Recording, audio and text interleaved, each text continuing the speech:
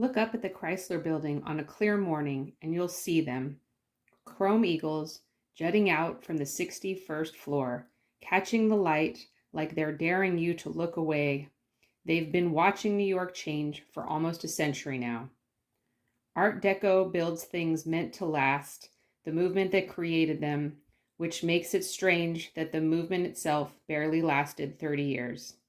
So how does the most glamorous design style in history go from defining skylines around the world to being considered finished before World War II even starts?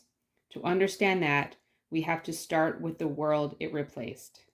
Before 1914, life in Europe and America moved with a kind of quiet confidence.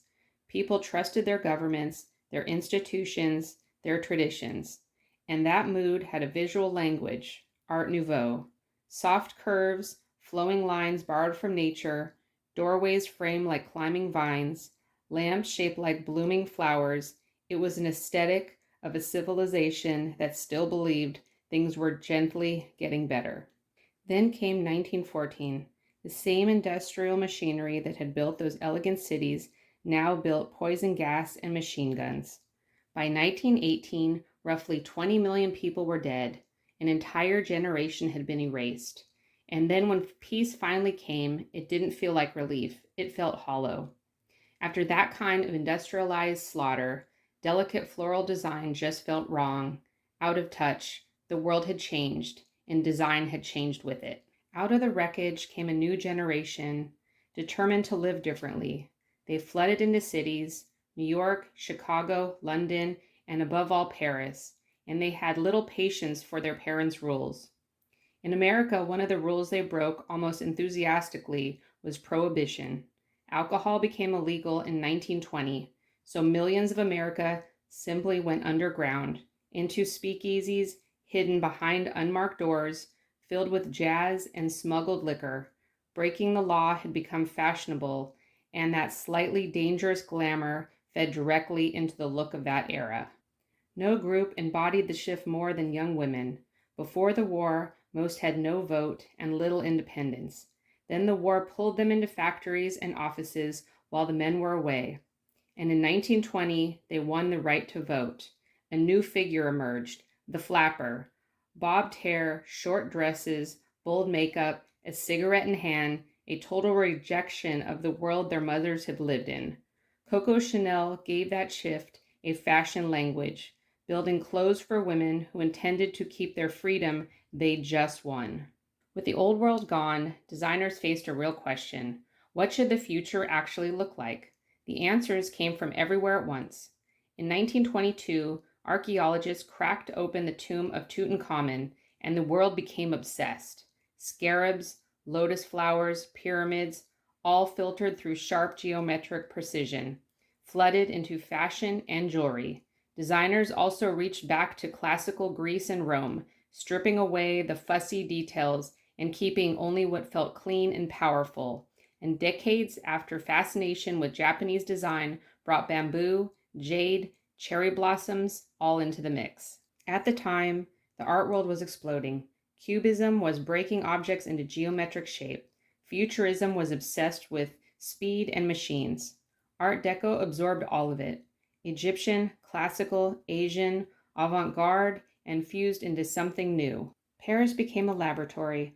Designers worked with exotic woods and ivory and made them into furniture, while others moved from delicate dragonfly jewelry and would cut them into geometric glass. Same obsession with luxury, now filtered through the machine age. In spring of 1925, Paris put it all on display. An exhibition ran for 6 months and pulled in 16 million visitors from 20 countries, partly a genuine celebration of new style, partly a French statement to the world that Paris still defined culture. The exhibition's long French title eventually got shortened to 2 words, Art Deco. As the style spread, it split into 2.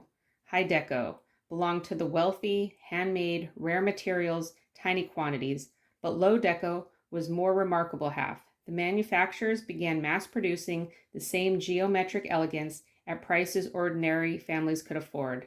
The cinema facade in a small town could look like a Parisian showroom. That reach was part of what made the movement generally revolutionary, and it didn't stay locked in the galleries. America, flushed with post-war confidence and the stock market optimism, gave the style its ambition.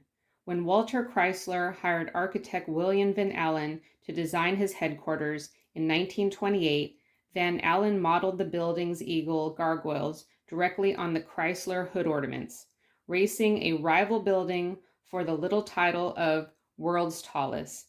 Van Allen secretly assembled a stainless steel spiral inside the building's crown, then hoisted it through the roof in 90 minutes flat.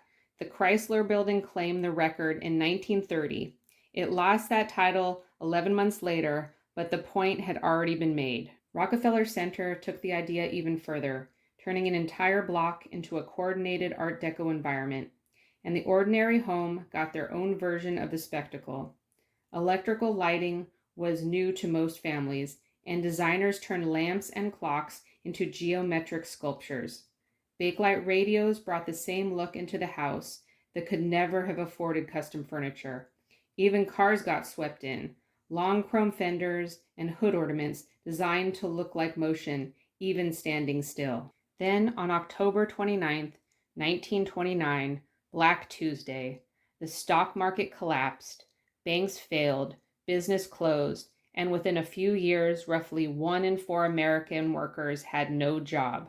The decade of confidence was over, and Art Deco, bold, expensive, built on optimism, suddenly had to answer an uncomfortable question: what does luxury even mean when people can't afford to eat? Oddly, this is when the style reached the widest audience yet. Through escape, not excess, NGMs sent designers built shimmering Art Deco fantasy worlds on screen, so for the price of a movie ticket, an unemployed worker could spend 2 hours inside a world of chrome and sweeping staircases that existed nowhere near real life. The same instinct reshaped transportation.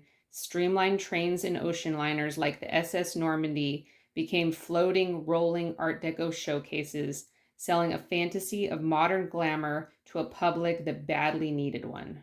But by the late 1930s, the mood in Europe had turned dark in a way Art Deco's optimism couldn't survive. At the 1937 Paris exhibition, German and Soviet pavilions faced off across the fairgrounds. Not celebration, but blunt statements of political power. Standing between them, Art Deco's sunburst and geometric flourishes suddenly looked like decorations from a more innocent age. The style had lost its footing on every side at once. Too expensive for a world still recovering from economic collapse, too decorative for architects now obsessed with pure function, and too tired to 1920s optimism to speak to a world bracing for another war. When World War II began in 1939, Art Deco quietly stepped aside. It lost the argument, but it never really disappeared. You can still find it: restored hotels in Miami Beach, preserved train stations, the confident geometry that still shows up in fashion and branding today. Art Deco proved that even the most confident design movement in history is only ever one crisis away from disappearing.